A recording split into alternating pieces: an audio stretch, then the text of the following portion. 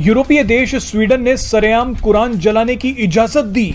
Sweden को सबक सिखाने के लिए 57 मुस्लिम देशों का संगठन OIC दिन रात कसमें खा रहा था, लेकिन सबको हैरान करते हुए तुर्की ने नए सदस्य के तौर पर स्वीडन को मंजूरी दे दी है। मुबारक हो आप सबको। मुसलमानों के सुल्तान रजब तैयब एर्दोगान ने स्वीडन की नेटो की मेंबरशिप के लिए ग्रीन सिग्नल दे दिया है। उस स्वीडन को नेटो की मेंबरशिप के लिए तुर्की के सदर की जानिब से, सुल्तान की जानिब से, इर्तुगरुल गाजी की जानिब से ग्रीन सिग्नल दे दिया कि तुर्की OIC के बाकी मुस्लिम देशों को क्या जवाब देगा। मुबारक हो आप सबको। मुसलमानों के सुल्तान रजब तैयब एर्दोगान ने स्वीडन की नेटो की मेंबरशिप के लिए ग्रीन सिग्नल दे दिया है। रूस के सदर व्लादिमीर पुतिन, जिन्होंने कुरान मजीद के नुस्खे को सीने से लगाया, उन्हें धोखा देने के सिर्फ एक रोज के बाद तुर्की के सदर ने वो स्वीडन जिसने अभी रिसेंट मिसाल है कि स्वीडन ने कुरान मजीद के नुस्खे के साथ स्वीडन में क्या किया जाता है, उस स्वीडन को नेटो की मेंबरशिप के लिए तुर्की के सदर की जानिब से,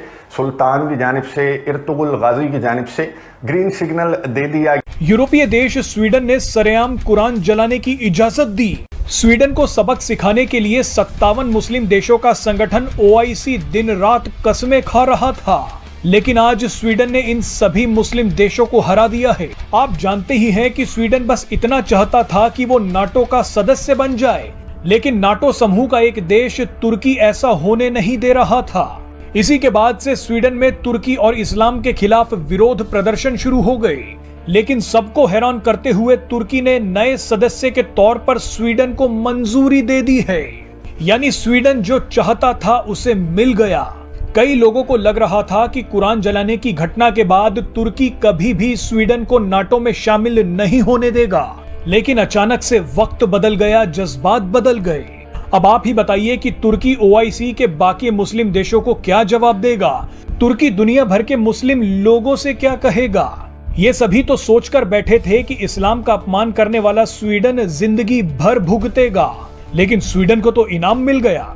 आपके मन में सवाल होंगे कि तुर्की ने ऐसा क्यों किया। वही तुर्की के सदर रजब तैयब एर्दोगान हैं जो इस्लामोफोबिया के खिलाफ बहुत ज्यादा आवाज बुलंद करते हैं। इस्लामोफोबिया के खिलाफ एक दिन मुख्तस करवाने में भी तुर्की के सदर रजब तैयब एर्दोगान का बहुत ज्यादा किरदार रहा। ये एक साल से स्वीडन की नेटो की मेंबरशिप को अप्रूवल नहीं दे रहे थे और उसकी वजह ये बताई जा रही थी कि दहशतगर्द तंजीम PKK के खिलाफ इकदामात उठाए जाएं, इस्लामोफोबिया के खिलाफ इकदामात उठाए जाएं। लेकिन आज तुर्की के सदर ने राज खोल दिया और ये बताया कि नहीं, असल वजह तो है यूरोपियन यूनियन की मेंबरशिप, असल वजह है F-16 फाइटर जेट्स। और इस मुसलमान लीडर ने, मैं तो ये कहूंगा कि अपना ईमान बेच दिया। यूरोपियन यूनियन की मेंबरशिप, आपको मालूम है कि इस्लामोफोबिया के खिलाफ सबसे ज्यादा इकदामात कहां से सामने आते हैं? सबसे ज्यादा इकदामात सामने आते हैं यूरोपियन कंट्रीज से, और उसी यूरोपियन कंट्रीज की मेंबरशिप लेना चाहते हैं तुर्की के सदर रजब तैयब एर्दोगान। अपना ईमान साइड पर रख के अब ये तो नहीं होगा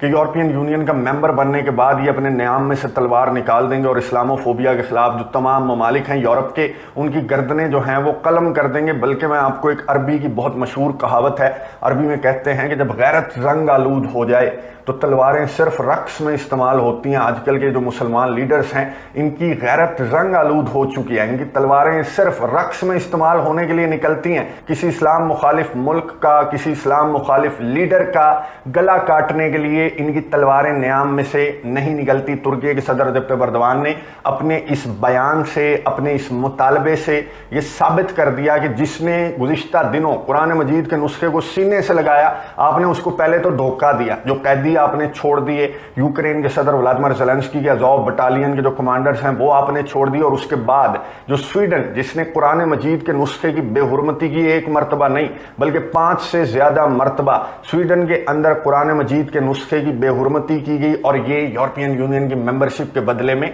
इन्होंने अपना ईमान बेच दिया। तुर्की आखिर स्वीडन की नाटो सदस्यता के लिए कैसे राजी हो गया? दरअसल एक छोटे से यूरोपीय देश लिथुआनिया में नाटो की बैठक चल रही है। इसी बैठक के लिए लिथुआनिया में सभी नाटो सदस्य मौजूद हैं। यहीं पर स्वीडन और तुर्की के बीच मुलाकात हुई। नाटो के महासचिव जीन्स स्टोलनबर्ग ने इस बात की जानकारी दी कि तुर्की के राष्ट्रपति एर्दोगान ने देश की संसद में स्वीडन की सदस्यता के लिए सहमति जता दी है। लेकिन अचानक ऐसा क्या हुआ कि इस्लामिक देश तुर्की ने इस्लाम का ही अपमान करने वाले स्वीडन का साथ दे दिया?